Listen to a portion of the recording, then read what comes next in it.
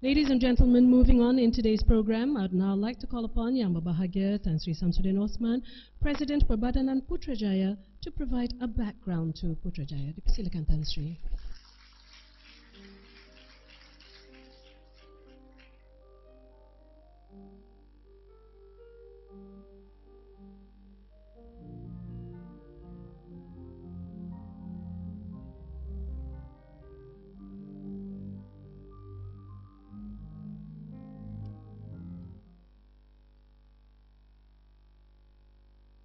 Ampun tuanku.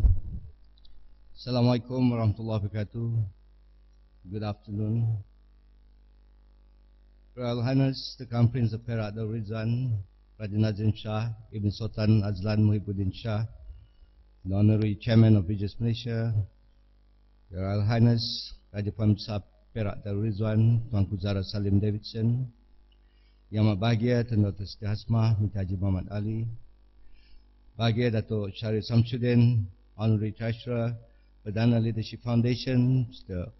Owi Morawit, Chairman of the International Peace Foundation, Bahagia Tan Sri Nik Muhammad Nik Yaakob, Executive Director, Perdana Leadership Foundation, and Bahagia Tan Sri Datuk Dr. Umar Abdul Rahman, President and CEO of the Malaysian University of Science and Technology, Professor George F. Smoot, 2006 Nobel Laureate in Physics, distinguished guests, members of the media, ladies and gentlemen. Let me bid you selamat datang, or very warm welcome to Putrajaya, the Federal Government Administrative Center. We are honored to co-host with Perdana Leadership Foundation this prestigious program for the second time. Ladies and gentlemen, it's my pleasant duty now to say a few words about this beautiful city of Putrajaya. More for the benefit of Professor, this is first time for him, and for those fellow Malaysians who have not discovered the beauty of Putrajaya.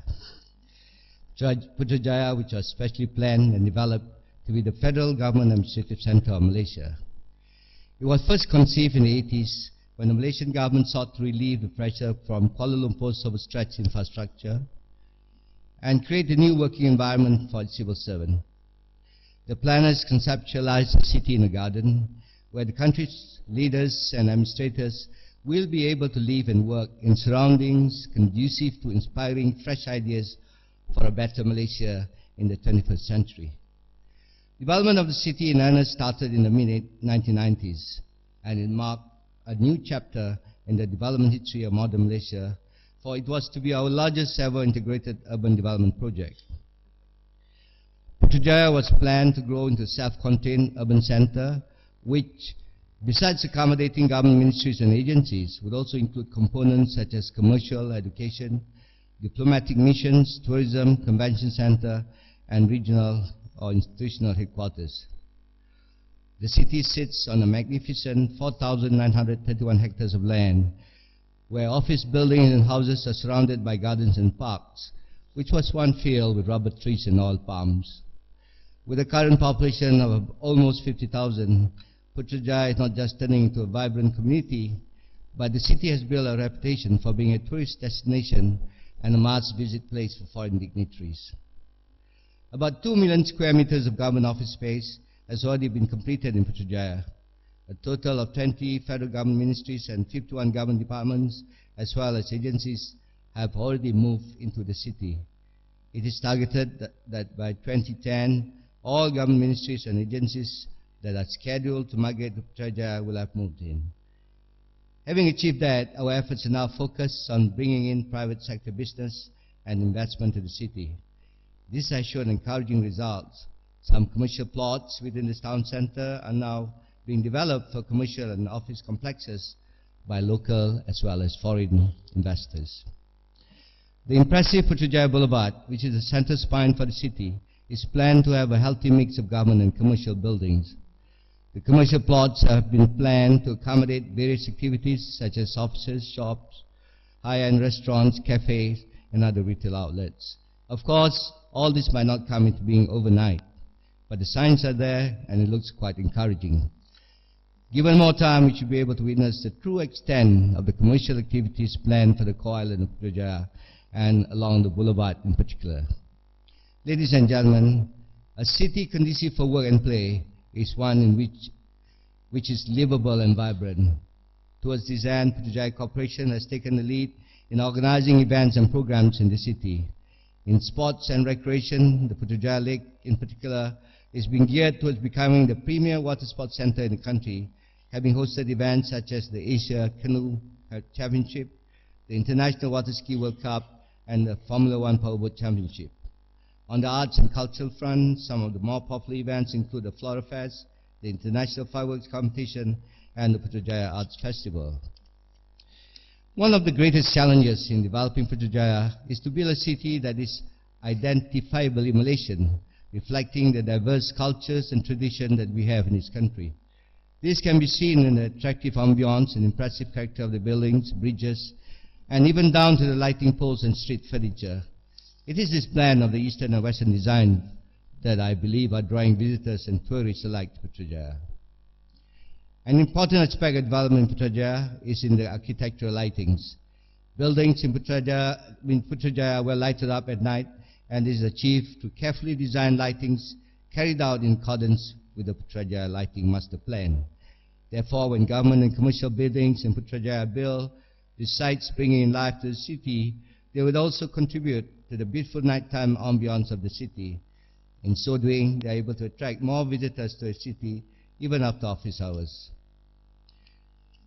As a complete city with a balance in function activities, Putrajaya also boasts a diplomatic precinct which has been meticulously planned and well complemented with amenities such as a commercial center and an international school, a town square, as well as numerous parks. Designed specifically to meet the needs of the diplomatic community in Malaysia, the Putrajaya Diplomatic Precinct offers a total of 61 embassy lots for sale to foreign missions wishing to move to Putrajaya. To date, a total of 44 of these lots have already been sold. And being a garden city, one very important component of Putrajaya is the Putrajaya Lake. This 400 hectares man-made lake was meant to bring a certain character and create a unique image of for the city. In fact, Putrajaya would not be as beautiful without the lake. Together with the wetlands, it has been able to introduce a varied living experience and added another dimension to urban living, which is waterfront living. It has also brought nature into the urban fabric with the existence of wildlife, flora and fauna close to the urban population. The wetlands, which were also man-made, which serve as a filter for the stream feeding into the lake, have become a feeding area for migratory birds. Ladies and gentlemen, today Putrajaya is the pride of our Malaysians. I dare say it's a vision realized.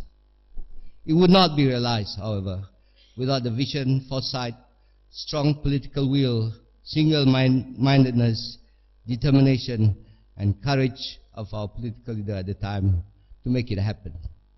I refer to Yang Amat Bahagia Tun Dr. Mahathir bin Mohamad, Malaysia's 4th Prime Minister.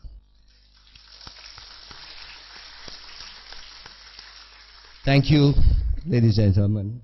Ampun tuanku. Thank you, Tan Sri.